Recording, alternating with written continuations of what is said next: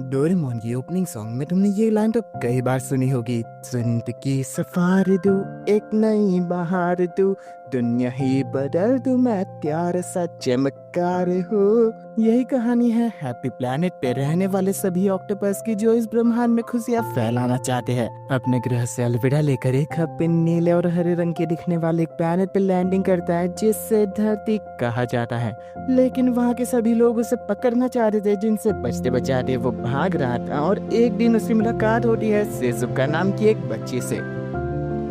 उस भूखे हपिन को वो लड़की खाना खिला देती है बिना किसी चीज की मांग किए। हपिन उसे खुशी खुशी अपना नाम बताता है, जो कि सुनने में काफी अजीब सा था, जिस कारण वो हपिन उसे कहता है तो मुझे जिस नाम से चाहो उस नाम से बुला सकती हो।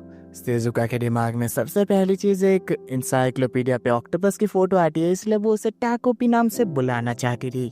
टाकोपी भी अपने हिसाब से इस दुनिया को समझने की कोशिश कर रहा था, और उसके अनुसार सेजुका काफी अच्छी लड़की है और वो उसे शुक्रिया अदा करना चाहता है। वो उसे हवा में उड़ने वाला एक मजेदार गैजेट दिखाता है, जिससे काफी मजा आ सकता था, लेकिन सेजुका ये लेने से मना कर देती है क्योंकि उसे एक पेंसिल बॉक्स खरीदना है।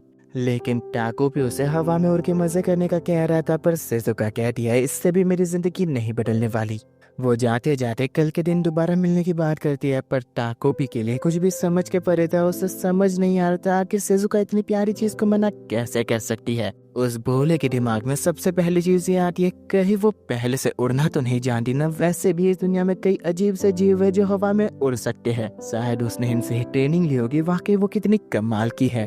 अगले दिन सेजुका टाकोपी को अपने सीने से लगाकर पाइप में छुपी हुई थी। वो नहीं चाहती थी कोई भी उसे देख ले। वहां से गुजर रहे उसके कुछ क्लासमेट्स आपसी में बातें करते हैं, अब की बार तो तुमने तीसरी बार उसका पेंसिल बोर्ड तोड़ दिया मरीना। मुझे नहीं लगता उसके पास पॉकेट मनी भी होगी उसे खरीदने के लिए। लेकिन मरीना का कहना था तुम्हें ऐसा नहीं कहना चाहिए, उसे तो अपनी पूरी जमा पूंजी खर्च करनी पड़ेगी। उन सभी की खिलखिलाती हुई आवाज सुनकर टाकोपी का कहना था सेजुका शायद से वो सभी मजे कर रहे हैं, लेकिन वो निराश आंखों के संग कहती है कि ऐसा कुछ नहीं है। शाम को घर जाने से पहले टाकोपी सेजुका को शुक्रिया करना चाह रहा था, इसलिए वो अपने हैप्पी कैमरा से उन लोगों की एक फोटो खींचता है, जो एक हैप्पी पेपर के ऊपर प्रिंट हो जाती है। सेजुका उससे पूछती है इस सब की भला क्या जरूरत, जबकि हम स्मार्टफोन यूज कर सकते हैं। टाकोपी उसे बताने की कोशिश करता है इसके अंदर खास फंक्शनैलिटी है, लेकिन वो पहले ही घर जाने की बात करती है क्योंकि उसका पेंसिल बोर्ड शायद से गायब हो चुका है, जिसे लेने के लिए उसे स्टेशनरी भी जाना होगा। साथ ही में उसके बैग की हालत तो बद से बदतर हो चुकी थी, और उसके ऊपर लिखे गए शब्द तो और भी ज्यादा बुरे थे। कोई तो उसके मरने की दुआ कर रहा था।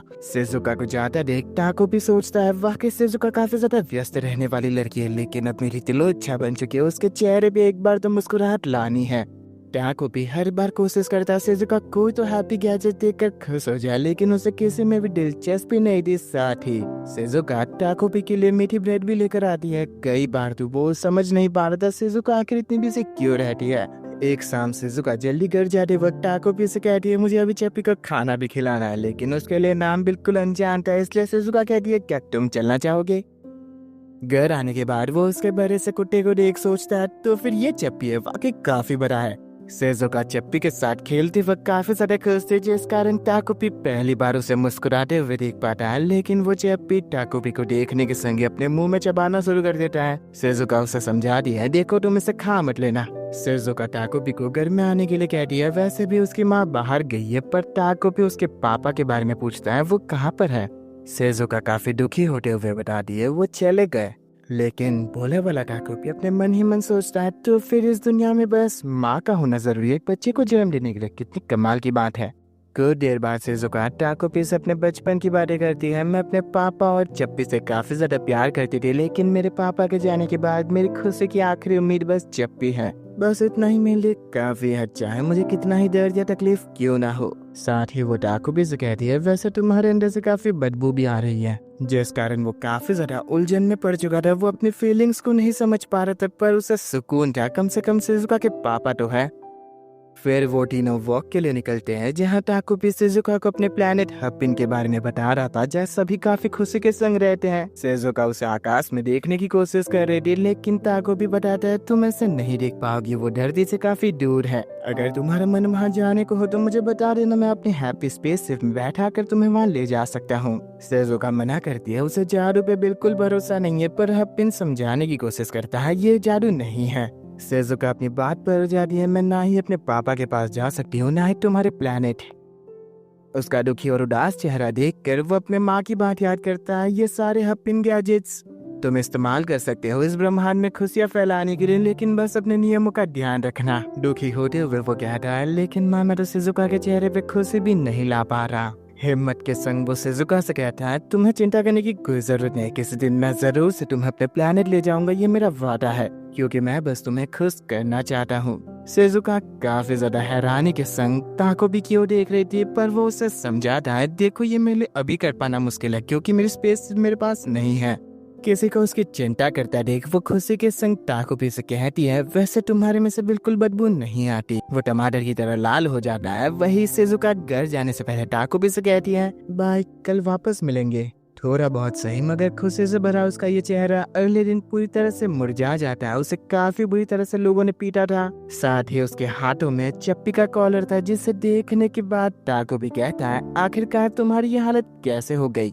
सेजुका बताती है, मेरे लोगों से लड़ाई हुई है। पर ताकोबी कहता है, अच्छा ऐसी बात है, हमारे यहाँ भी आपसे लड़ाई होने के बाद लोगों का रंग बदल जाता था, जैसे कि मैं शर्माते वक्त लाल हो जाता हूँ। वैसे ये चिंता की कोई बात नहीं, तुम्हारे यहाँ पे शायद से लोग काले पड़ जाते हैं। अगर तुम्हारे सिर्फ लड़ाई हुई है तो फिर मेरे पास सुलह कराने के लिए काफी बढ़िया गैजेट है, जिसे मैचिंग रिबन कहते हैं। तुम्हें बस इसे बांधना और वो दूसरा शख्स दुनिया के किसी भी कोने में क्यों ना हो, ये वहाँ तक पहुँच उसे तुम्हारे पास लेकर आ जाएगा। फिर तुम लोग आराम से बातें कर सकते हो। सेजुका की आंखों में पहली बार किसी गैजेट को इस्तेमाल करने की आस थी, और वो ताकोबी से कहती है, मैं इसे अकेले में इस्तेमाल करना चाहती हूँ। पर उसे अपनी माँ की कही हुई बात याद आती है, नियम नंबर 1, कभी भी कोई गैजेट किसी और एलियन को मत देना, वो हमेशा एक हब के सामने ही इस्तेमाल होना चाहिए। लेकिन सेजुका पहली बार ताकोबी से किसी चीज की मांग करती है, जिस कारण उसके लिए मना कर पाना मुश्किल था। वो सोचता है सेजुका एक अच्छे दिल की लड़की है, इसलिए वो ऐसा कुछ भी नहीं करेगी। गैजेट देते हुए ताकोबी सेजुका से कहता है, अगर तुम दोनों की सुलह हो जाए तो मुझे भी बता देना। लेकिन सेजुका के जाने के बावजूद उसके मन में बेचैनी हो रही थी। वो चाहकर भी अपना मन उससे हटा नहीं पाता। शाम होने को आ गई थी, लेकिन सेजुका अब तक लौटी नहीं थी, जिस कारण ताकोबी चिंता के मारे सेजुका के घर जाता है, जहां वो उसे छत से लटका हुआ देख कहता है, सेजुका इसे ऐसे इस्तेमाल नहीं करते, ये काम नहीं करेगा ऐसे। वो उसे पास जाकर नीचे उठाने की कोशिश करता है, लेकिन वो एक बेजान जीव की तरह जमीन पे पड़ी हुई थी, जिस कारण वो सहम जाता है और पीछे हटते हुए कहता है, क्या ये वाकई मर गई? क्यों सेजुका ने ऐसा कदम भला क्यों उठाया? कहीं ये मेरी तो गलती नहीं ना, मैंने नियम तोड़ा इसीलिए। आहिस्ता आहिस्ता अपने कदम बढ़ाते हुए वो सेजुका का हाथ थाम के कहता है, मुझे माफ करना। ताकोबी इस अनंत ब्रह्मांड के बारे में बता रहा है, जिसके अंदर मौत एक ऐसी नियति है जिसे कभी टाला नहीं जा सकता। हद तक के कोई पावरफुल गैजेट ही क्यों ना हो, लेकिन ताकोबी के पास एक मौका जरूर है। उस हैप्पी कैमरा से ली हुई फोटो एक्चुअल में खास फंक्शनैलिटी प्रोवाइड करती है, जिस कारण वो टाइम के उस इवेंट में वापस जा सकता है। अपना ग्रह छोड़े धरती पाए उसे आज 10 दिन हो चुके हैं। अगर सही से कहा जाए तो बुद्धिमान जीव इंसान अपनी जान लेना, अगर उनकी भाषा में कहा जाए तो सुसाइड जैसे कदम आखिरकार क्यों उठाते हैं, मैं जानना चाहता हूँ।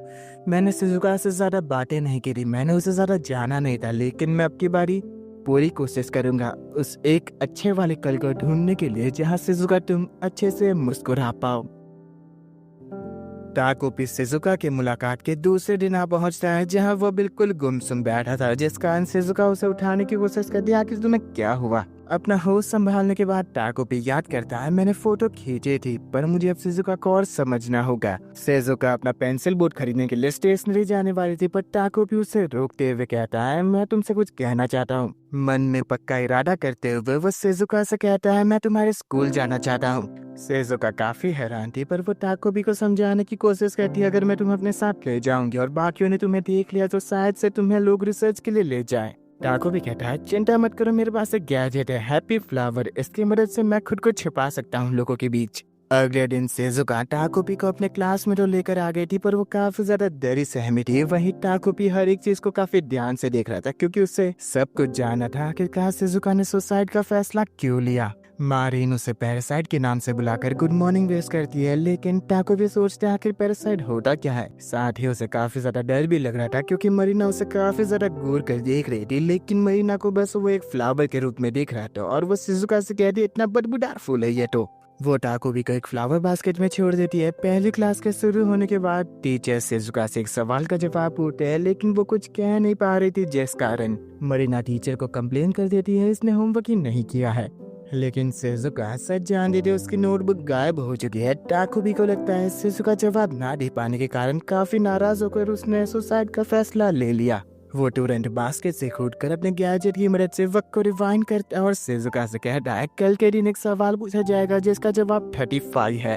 शिजुका के सही जवाब देने पे मरीना बिल्कुल चौंक गई थी और टीचर जब उसे सवाल पूछते हैं तो वो जवाब ही नहीं दे पाती, जिस कारण वो तो काफी ज्यादा गुस्सा हो रही थी। पर टाकोबी सोचता है अच्छी बात है, अब शिजुका नहीं मरेगी। लंच टाइम के दौरान शिजुका का खाना खत्म ना कर पाने के कारण मरीना उससे चिढ़ाते हुए कहती है तुम सफरी का खाना भी खत्म नहीं हो रहा क्या। उसके चेहरे पे साफ झलक रहा था वो जानबूझ के खाना डिले कर रही थी। मरीना और उसके दोस्तों के जाने के बाद टाकोबी शिजुका के पास आके कहता है तुम मुझ पे भरोसा रखो, मैं ये खाना खा लूंगा। एक ही सांस में वो सभी खाने को खा लेता है, जिसे देखकर शिजुका हैरान थी। पर अपने क्लासरूम के बाहर उसे निकलता देख मरीना और ज्यादा गुस्सा हो जाती है। लंच ब्रेक के खत्म होने से पहले मरीना ने शिजुका की किताब कूड़ेदान में फेंक दी थी, जिससे टाकोबी बाद में उठा के शिजुका को दे देता है। स्कूल की छुट्टी होने से पहले मरीना फटाफट भाग के शिजुका के बैग को खिड़की के बाहर फेंक देती है। अपना बैग सेल्फ पे ना पाकर शिजुका तुरंत उसे कूड़ेदान में देखने जाती है, जहाँ पे भी उसे बैग नहीं मिलता। टाकोबी उसके बैग ढूंढ निकालता है, साथ ही वो ध्यान देता है मरीना काफी ज्यादा अजीब व्यवहार कर रही थी, जिस कारण वो इस नतीजे पे पहुंचकर शिजुका से कहता है कहीं मरीना और तुम्हारे बीच में काफी लंबा झगड़ा तो नहीं चल रहा ना। मेरे प्लेनेट पे जब किसी दो लोगों के बीच झगड़ा होता है तब वो एक के हैप्पी कार्ड को छुपा देते हैं ताकि वो उसे अहमियत दे। वैसे ही मुझे लग रहा है मरीना तुम्हारी किताबें छुपा रही है क्योंकि वो चाहती है तुम उस पर ध्यान दो। लेकिन शिजुका सहमी आवाज में कहती है इसे झगड़ा कहना भी सही होगा क्या। अगले दिन वो दोनों स्कूल जाते हैं, तब मरीना के दोस्त शिजुका से कहते हैं मरीना ने कहा है लंच टाइम पे तुम जिम के स्टोर रूम के पास आ जाना। लेकिन वो टॉयलेट में जाके छुप जाती है। वही टाकोबी काफी खुशी के संग कहता है ये काफी बढ़िया मौका है, तुम दोनों बातचीत करके सुलह कर सकते हो। लेकिन शिजुका पहले से ही जानती थी वहाँ बातचीत करने के बाद क्या नतीजा निकलने वाला है। पर टाकोबी कहता है तुम्हें फिर भी कोशिश करनी चाहिए। लेकिन उसका निराश चेहरा देखकर वो समझ जाता है शायद से इन दोनों का काफी बड़ा झगड़ा हुआ है, लेकिन फिर भी बात करके एक बार तो सुलह करनी ही होगी ना। वो इस हालत में वहां जा नहीं सकती थी, इसलिए टाकोबी खुद वहां जाने का फैसला करता है। अपने ट्रांसफॉर्मेशन पैलेट में वो शिजुका के कुछ डीएनए को डालकर उसका रूप लेकर शिजुका से कहता है मैं तुम्हारी सुलह करवा के रहूंगा, तुम बस यहाँ इंतजार करो, मैं जल्द वापस आता हूँ। चेहरे पे मुस्कान लिए टाकोबी मरीना से माफी मांगता है देरी से आने के लिए, लेकिन वो सीधा उसे कहती है मैंने कहा ना इस तरह से बातें मत करो। टाकोबी को पूरा यकीन था बातचीत करके मैं इन दोनों के झगड़े को कम कर सकता हूँ, लेकिन मरीना उसे सीधा एक थप्पड़ मार देती है। उसके होश उड़ चुके थे, फिर भी वो कोशिश करना नहीं छोड़ता। मरीना उसे लगातार थप्पड़ मारते हुए कहती है मुझसे दोस्त की तरह बात करने की कोशिश बिल्कुल मत कर, आजकल कुछ ज्यादा ही हवा में उड़ने लग गई है ना तो। लेकिन टाकोबी मन ही मन सोचता लेकिन हमारे प्लेनेट पे तो लड़ाई झगड़े के दौरान कभी हाथ नहीं उठाते हैं। इसने जो थप्पड़ मारा वो बहुत दर्द दे रहा है, ऐसा लग रहा है मैं रो ही पड़ूंगा। लेकिन उसका मरीना की बातों पे ध्यान न देना उसे और ज्यादा गुस्सा दिला देता है और वो सीधा उसे लातों पे लाते मारते हुए कहती है तूने मुझे नजरअंदाज करने की कोशिश कैसे की। वो उसके पेट को तक पैरों से कुचल रही थी। वही टाकोबी इतना ज्यादा दर्द महसूस कर रहा था, खड़े होने का तो छोड़ो वो ढंग से बोल तक नहीं पा रहा था, लेकिन फिर भी उसे कोशिश करनी होगी शिजुका के लिए। मरीना चान प्लीज मेरी बात सुनो, हम बातचीत करके इसका समझौता निकाल सकते हैं। मैं नहीं जानता तुम ऐसा व्यवहार क्यों कर रहे हो, लेकिन मैं समझने की पूरी कोशिश करूंगा। लेकिन टाकोबी की बातों ने उसे और ज्यादा गुस्सा दिला दिया था। वो अपने जेब में रखी पेन को बाहर निकालते हुए कहती है अच्छा तू सबको ठीक करेगी, वो गंदगी जिसकी माँ मेरे बाप से चिपकती है तो फिर तुम मेरे पापा को वापस कर। टाकोबी उसे रोकने की कई कोशिशें करता है, लेकिन फिर भी मरीना उसके ऊपर पेन से हमला कर ही देती है। नाकामयाबी से भरा ये खौफनाक नज़ारा जब वो अपने साथ अतीत में लेकर जाता है तो वो सबसे पहले रो पड़ता है, क्योंकि शिजुका जो दर्द सह रही थी वो तो उसे शब्दों में बयां तक नहीं कर सकता। वो खुद की गलती ढूंढने की कोशिश कर रहा था, आखिरकार क्यों मरीना चांद मेरे कारण इतनी गुस्सा हो गई। उसका ऐसा बर्ताव मेरे समझ के परे है, आखिरकार वो ऐसी भावना क्यों रखती है। कहीं मेरा सेजुका की मदद करना ज़्यादा दिक्कत तो नहीं दे रहा ना। फिर भी वो सेजुका को कल के दिन का सही जवाब बताकर उससे मुंह नहीं फेरता, लेकिन उसे अब मरीना को समझना होगा। इस बार टॉयलेट में छुपने के बावजूद सेजुका हिम्मत जुटाकर मरीना से बात करने जाती है, पर ताकोपी मन ही मन दुआ कर रहा था काश इन दोनों की बात बन जाए। साथ ही वो सोचता है इस बार शायद से इन दोनों की बात बन जानी चाहिए, मैंने पिछली बार कोई गड़बड़ कर दी होगी। खुद को झूठी तसल्ली देने के बावजूद ताकोपी सच जानता था आखिरकार क्या होने वाला, और वो अपने पावर को तो जगह से नहीं हिला पा रहा था। वो काफी ज्यादा बेबस महसूस कर रहा था, फिर भी उससे शिजुका के लिए हिम्मत दिखानी होगी। वो उसका रूप लेकर स्टाफ रूम के बाहर मदद मांगने के लिए जाता है। स्कूल के खत्म होने के बाद आजुमा नाम का लड़का शिजुका से कहता है अगर तुम चाहो तो हम अगली स्टूडेंट मीटिंग में इस बारे में बातें कर सकते हैं, लेकिन वो मना कर देती है। पर आजुमा फिर भी कोशिश करता है तुम चाहो तो हम दूसरे टीचर से भी बातें कर सकते हैं, जैसे कि पी के सर, वैसे भी वो थोड़ा स्ट्रिक्ट है। लेकिन शिजुका कहती है इस सब से भी कोई फायदा नहीं होने वाला। ग्राउंड में बैठकर शिजुका ताकोपी से कहती है तुम्ही ने मेरी जान बचाई ना। टीचर्स को भी अजीब लग रहा था, जो मदद मांगने के लिए आई है वही चोटिल पड़ी है। तुम्हारे ही बदौलत मुझे ज्यादा चोट नहीं लगी, और वैसे बीते कुछ दिनों से तुम मेरी बाकी और चीजों में मदद कर रहे हो ना। ताकोपी मना करता है क्योंकि उसी के कारण वो इस झमेले में पड़ी है, लेकिन शिजुका कहती है मरीना के पापा और मेरी माँ जब से नजदीक आने लगे हैं तब से वो मुझसे बिल्कुल दुश्मनों की तरह बर्ताव कर रही है। स्कूल बिल्कुल ही मजेदार जगह नहीं है, मुझे रोजाना उसका सामना करना पड़ता है, लेकिन बीते कुछ दिनों से मेरे लिए वो जगह अच्छी हो गई है। ताकोपी काफी ज्यादा खुशी के आंसू रोने लगता है और वो शिजुका से कहता है मैं जानता हूँ मैं किसी चीज में अच्छा नहीं हूँ, लेकिन मैं अपनी पूरी कोशिश करूंगा तुम्हारी हर तरह से मदद करने के लिए। साथ ही वो मन में कहता है क्योंकि मैं तुम्हें जिंदा देखना चाहता हूँ। लेकिन वहाँ छुपी मारीना उसके चेहरे पे मुस्कान देखकर कुछ ज्यादा ही गुस्सा हो जाती है। अपने घर जाने के बाद अपनी माँ को डिप्रेस हालत में देखकर उसे काफी ज्यादा अफसोस हो रहा था, लेकिन उसकी माँ कहती है तुम आ गई बेटा, तुम्हारे पापा घर पे नहीं है, वो उस औरत के साथ बाहर घूमने गए हैं। बेटा मारी तुम तो मेरे साथ हो ना। लेकिन मारीना की आंखों में तो खून खौल रहा था। ताकोपी मरीना को चैन की नींद सोता देख काफी ज्यादा अच्छा महसूस करता और वो भी आराम से सो जाता है।